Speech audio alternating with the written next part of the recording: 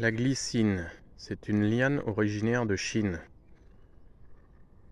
Étant une liane, il lui faut un support pour pouvoir grimper, autrement elle ramperait sur le sol. Dans la nature, elle trouve souvent un arbre ou un arbre mort pour pouvoir grimper. Cette variété à fleur double est parfumée.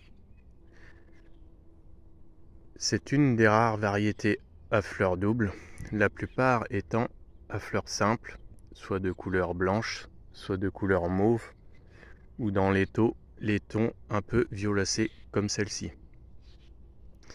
Alors il faut faire preuve de beaucoup de patience si on veut une plante qui ressemble à ça, puisqu'il va falloir environ 20 à 30 ans et des tuteurs solides, ainsi que beaucoup de travail minutieux pour la tutorer, la tailler et la former. Ensuite, après de nombreuses années de patience, vous pourrez ainsi former une glycine en arbre qui, tout compte fait, n'est qu'une plante tutorée et formée. Une plante que l'on pourrait qualifier d'artificielle, puisque c'est sa formation et uniquement sa formation qui lui donnera cet aspect d'arbre, plus ou moins en nuage.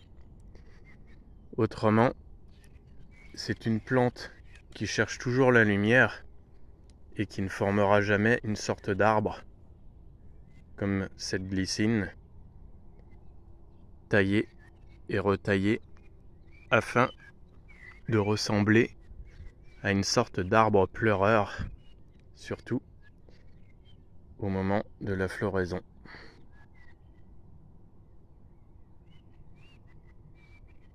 Au niveau entretien, c'est très fastidieux, même une fois formé. Il faut tailler sans arrêt régulièrement. Plusieurs tailles dans l'année, pas qu'une seule.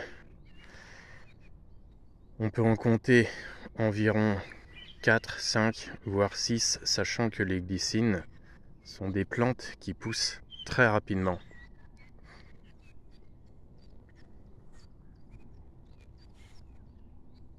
Ici, une association de 2 glycines en arbre. L'effet est magnifique, il est vrai.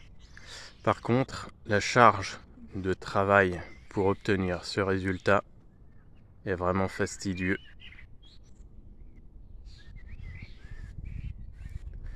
La glycine émettant des pousses très vigoureuses, on le voit ici. En seulement quelques jours, elle sort des espèces de ficelles très fines et qui ont même tendance à cacher les feuilles, les fleurs très rapidement, avec leurs feuilles qui se développent à peu près en même temps que la floraison. Ici, j'ai dû enlever quelques petites pousses afin de contempler la floraison au maximum.